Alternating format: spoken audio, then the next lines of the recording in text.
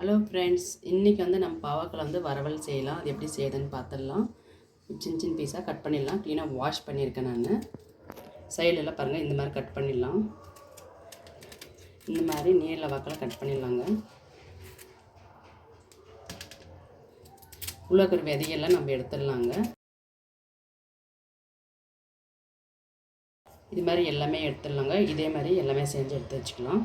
பாவக்காய் வந்துட்டு பாருங்கள், இந்த மாதிரி நீல வாக்கில் கட் பண்ணியாச்சு. உள்ள இருக்கிற விதையெல்லாம் எடுத்தாச்சுங்க. 100 கிராம் தயிர் எடுத்துக்கலாங்க.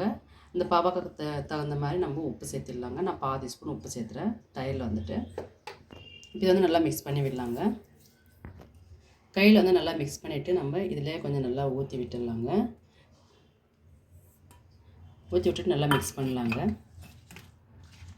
6 kg பாவக்காய்க்கு வந்து தயிர் வந்து 100 கிராம் போதுங்க. நல்லா க்ளீனாக மிக்ஸ் பண்ணி ஆச்சுங்க. இது அப்படியே ஒரு 1/2 hour ஊற விடலாம்.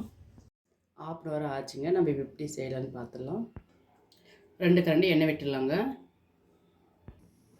எண்ணெய் நல்லா சூடான நம்ம இந்த பாவக்காயெல்லாம் சேர்த்துடலாங்க. அதில் இப்போ இந்த எண்ணெயிலே நல்லா ஃப்ரை பண்ணிடலாங்க. ஒரு 10 நிமிஷம் ஃப்ரை பண்ணலாம். பாவக்காய் வந்துட்டு நல்லா எண்ணெயிலே ஃப்ரையாக இருக்குது. நல்லா முக்கால் பாகம் நல்லா வெந்து வந்துட்டு இருக்குதுங்க. கொழும்பு மிளகாய் பவுடருங்க. இது வந்துட்டு இது 1 ஸ்பூன் சேர்த்திக்கலாம். இது நல்லா மிக்ஸ் பண்ணி விட்டுட்டு ஒரு 10 நிமிஷம் நல்லா ஃப்ரை பண்ணலாங்க. அப்படியே பாருங்கள், நல்லா 10 நிமிஷம் ஆச்சு. பாவக்காய் நல்லா முழுமையாக நல்லா வெந்திருக்குங்க. இப்போ நம்ம கேஸ் ஆஃப் பண்ணிடலாம். பாவக்காய் வறுவல் ரெடி ஆகிடுச்சிங்க. பாவக்காய் வறுவல் ரெடி ஆகிடுச்சிங்க. ரொம்பவே சூப்பராக டேஸ்ட்டாக இருக்கும். கண்டிப்பாக இதே மெத்தடில் செஞ்சு சாப்பிடுங்க. இது ரசம் சாப்பாடு எல்லாம் செய்யும்போது இந்த மாதிரி வச்சு சாப்பிட்லாம். தொட்டுக்கிறதுக்கு ரொம்பவே சூப்பராக டிஃப்ரெண்ட்டாக இருக்குங்க. பாவக்காய் வந்துட்டு ரொம்ப கசப்பாக இருக்கும்னு நினைக்காதீங்க. கசப்பு சாப்பிட்டா ரொம்பவே நல்லது உடம்புக்கு.